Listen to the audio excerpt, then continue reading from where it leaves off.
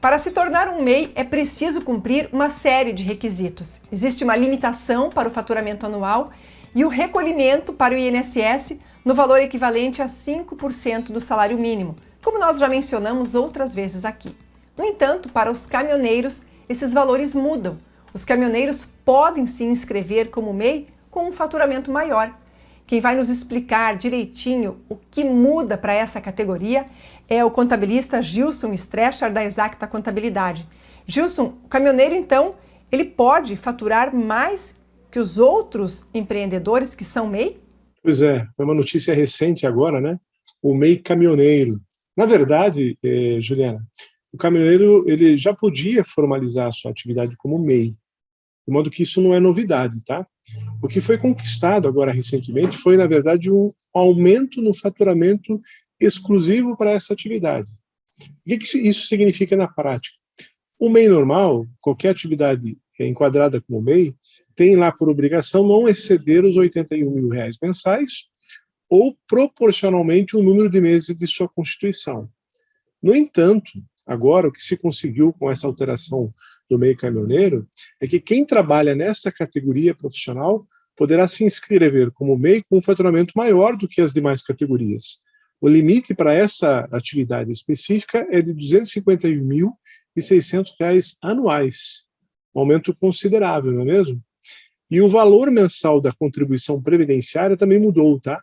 O valor da contribuição mensal previdenciária do INSS é 12% sobre um salário mínimo vigente. Com exceção à regra de faturamento e recolhimento para o INSS, os requisitos para se tornar um MEI caminhoneiro são os mesmos de qualquer outra empresa, ou seja, você só pode ter um único funcionário registrado, desde que esse funcionário receba o salário mínimo ou o piso da categoria, tá? O próprio titular da empresa MEI não pode ser administrador de outra empresa ou ter outra empresa. Também esse MEI caminhoneiro não pode abrir filiais e não pode ter também outros CNPJs em seu nome. E, como último requisito agora, não pode ter um faturamento maior do que R$251.600 de faturamento anual. Então, quem for desta categoria agora, né, poderá ter os mesmos benefícios previdenciários que já se tinha antes, com esse faturamento aumentado, que é a aposentadoria, por exemplo, por idade, o auxílio-doença, o salário maternidade, se for uma caminhoneira, né, o auxílio-reclusão, se porventura for preso, pensão por morte, né, para os seus familiares e emissão de notas fiscais, ou seja, continua igual, né? A única diferença é o faturamento e a contribuição do INSS. Isso facilita muito a contratação por empresas, né, que contratam caminhoneiros, ou mesmo órgãos públicos, que às vezes contratam caminhoneiros. Eles preferem contratar uma empresa em vez de uma pessoa física. E muitas vezes o MEI ele não podia ser contratado por essas empresas porque em pouco tempo ele desenquadrava do MEI, porque o faturamento antes era R$81 mil anuais. E agora mudou para 256 mil, né? Então ficou muito mais interessante, aliás, R$251.600, né? Ficou muito mais interessante para que as empresas contratem esse tipo de profissional por MEI. Outra vantagem muito interessante é a carga tributária fixa, ou seja, não tem surpresas ao final do mês quanto aos impostos devidos, né? Sempre ele vai pagar lá 12% sobre o salário mínimo vigente de INSS, e mais R$1 de ICMS, uma vez que o tipo de transporte talvez seja intermunicipal ou interestadual, e de fácil contratação pela internet, né? Também ele tem acesso a serviços financeiros de forma diferenciada, isso é interessante, a formalização de MEI, né? Ele está dispensado de uma contabilidade formal do seu negócio, também tem custo zero na formalização e na abertura desse MEI, e dispensa aí o alvará e licença de funcionamento, ou seja, ele precisa ter aquele alvará fixo de funcionamento lá para poder exercer a sua atividade.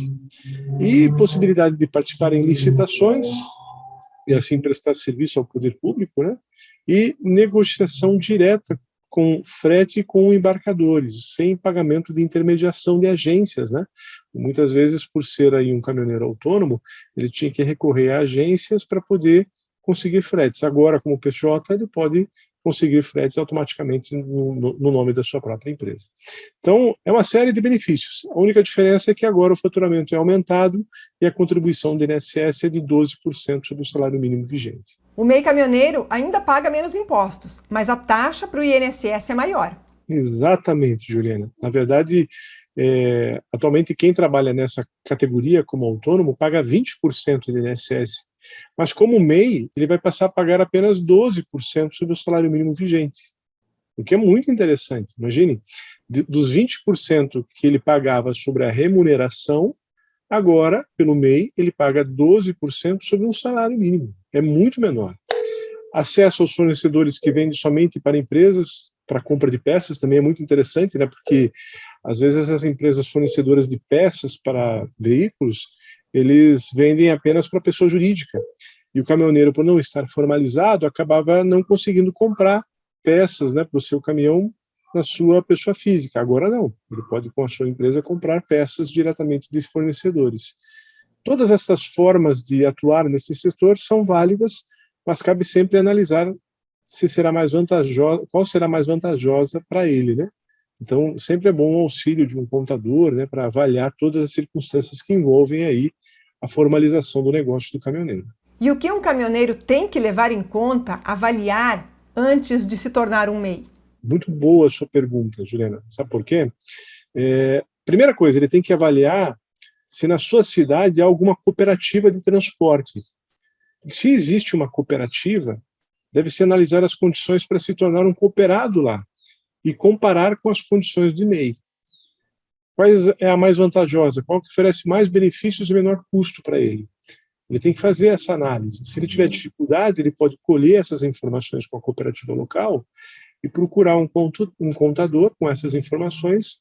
O contador poderá ajudar nesse cálculo, tá? Em relação à tributação, no caso da cooperativa, ela é baseada sobre o valor do frete e, no caso do MEI, sobre o valor do salário mínimo vigente. Então, sendo assim, qual é a mais vantajosa para ele como caminhoneiro, por exemplo? Lógico que sempre nós temos diversos benefícios aí no cooperativismo, e a decisão é sempre do empreendedor, né? Se ele vai formalizar como um MEI ou se ele vai se filiar a uma cooperativa. Mas uma coisa ele tem que se lembrar, né, que é sempre importante conhecer as condições de cada uma e verificar qual é a mais vantajosa para ele. E como ter acesso aos documentos que são solicitados para o caminhoneiro que quer se tornar um microempreendedor individual? Simples, muito simples. Basta ele acessar lá o portal de empresas e negócios, que é o https://gov.br/MEI. Ou então o próprio site da Conamp, né, que tem o passo a passo ali para que ele possa formalizar o seu negócio.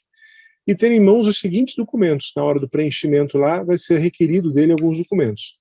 Então, é bom ter em mãos o CPF, a carteira de motorista, CNH ou RG, um comprovante de residência, né, uma conta de luz, telefone, ou algo parecido, a declaração de imposto de renda pessoa física dos 2 últimos anos, se ele já apresenta a declaração de imposto de renda, tá?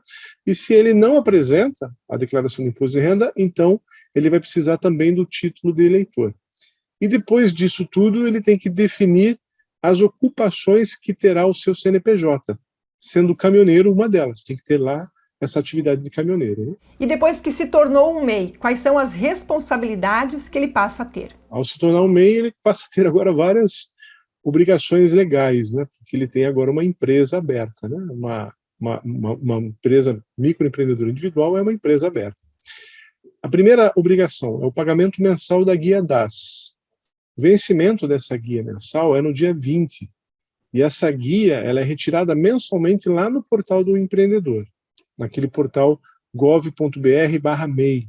Então, se você for lá nesse endereço, clicar lá, já sou MEI, e na aba pagamento de contribuição mensal e parcelamentos, ele vai encontrar essa guia com vencimento mensal no CNPJ da empresa dele.